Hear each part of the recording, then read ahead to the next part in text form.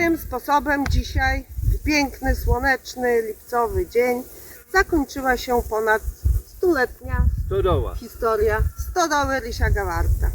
Dziękujemy bardzo Na panu. razie nie wiem, co z tym zrobię, tym budulcem. ale tu się zrobi. Nie mam pomysłu, ale z pewnością ufunduję stodole drugą młodość O!